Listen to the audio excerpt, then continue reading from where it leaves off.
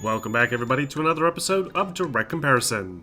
In today's video, we're going to take a look at SpongeBob SquarePants Battle for Bikini Bottom Rehydrated, and see how it compares to the original version of the game released back in 2003. For this analysis, we're going to be playing the new Rehydrated game on the PC running at a native 1440p resolution. And for the original game, I'll be running it on an emulator upscaled to 1440p at its original 4:3 aspect ratio to ensure we have the correct dimensions. Though bear in mind that thanks to various image enhancements offered by the emulator, the footage of this original game will sport much better aliasing and texture filtering than the actual source material.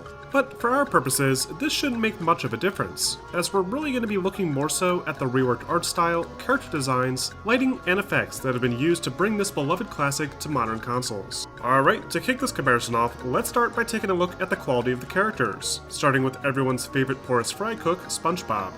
SpongeBob has a pretty iconic appearance, one that has changed very little over the course of the past 20 years.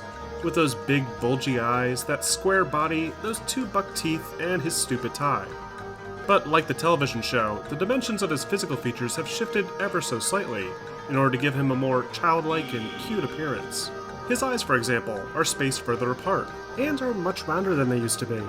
His mouth is centered more, his dimples are reduced in size, and his spongy face as a whole is almost a perfect square, as opposed to the elongated rectangle that it initially appeared as. And sure enough, it appears that Purple Lamp Studios have opted to use his more modern design for their character model, rather than just remaking the classic design that was featured in the 2003 game.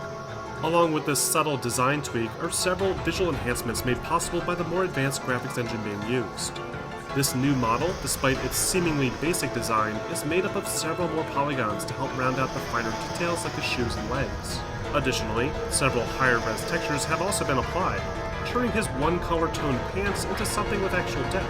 It's strange seeing such a three-dimensional version of a character that's so commonly attributed to two dimensions, but it works surprisingly well, and the increased color variety really helps to make this and every other character pop on the screen.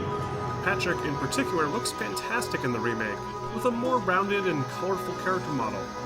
Additionally, the dark lines on his forehead previously used to highlight the bend in his forehead have been removed.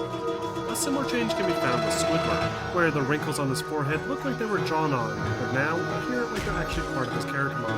Squidward's coloration has also been altered, just like SpongeBob, to appear more like his current appearance in the television show. And on top of the enhanced visual quality, each character model has also been given additional animations, allowing them to react more appropriately based on the dialogue being delivered, along with some great new final animations that fans will pick up on immediately. Each redesigned character looks great in relation to this 3D version of Bikini Bottom, and while I still appreciate the original character designs more for capturing the original art style and color of the seasons, there's no denying the higher quality and complexity of these new models. Next, let's look at how the environments have been changed. This isn't just a bunch of new textures and enhanced lighting. Every single model was lovingly recreated from its remake. Objects like SpongeBob's Fogboard, Armclock, and small municipal layer E. This is the case with pretty much everything that we've done.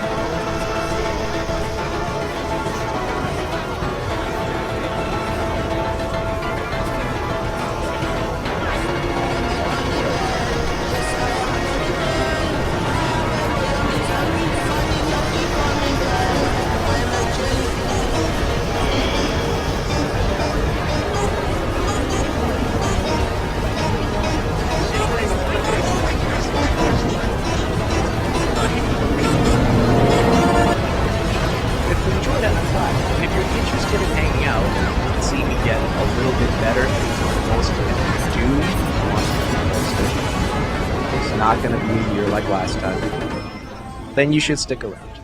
I'd love to have you.